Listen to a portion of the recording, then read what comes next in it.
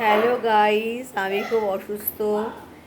মানে কীরকম অসুস্থ, সকাল 11টার সময় এই যে রেডি ফেডি হয়েছিলাম, রেডি ফেডি হয়ে আমি যাচ্ছিলাম দোকানে। এমন সময় বাইরে আমার বাচ্চারা ঝগড়া করাতে আমি দৌড়ে গেছিলাম, মানে নিচু হয়ে বাঁচাতে গেছিলাম। আমার কোমরে এমন টান পড়েছে যে আমি এই যে কোমর সোজা করতে পারছি না।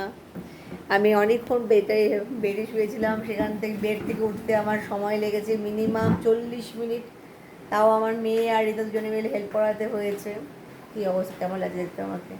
এই মুহূর্তে বসে আছি, দেখো এই যে একটা চেয়ার, তার তলায় কম্বল, তার উপরে বালিশ বালিশ বালিশ, আর পায়ের সামনে একটা রাখা আছে, টুল রাখা আছে, যাতে পা রেখেছি। এখন আমাকে খাওয়ার ব্যবস্থা করা হচ্ছে, দুটো চেয়ার, তার মধ্যে একটা টেবিল, তার উপরে ভাত দেওয়া হয়েছে। ঠিক আছে, এখন আমি খাবো। আমার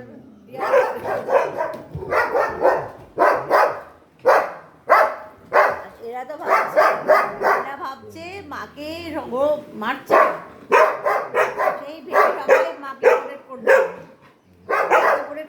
আমি আরে থাম তোরা, দেখি সুস্থ ওষুধপত্র খেয়ে দে।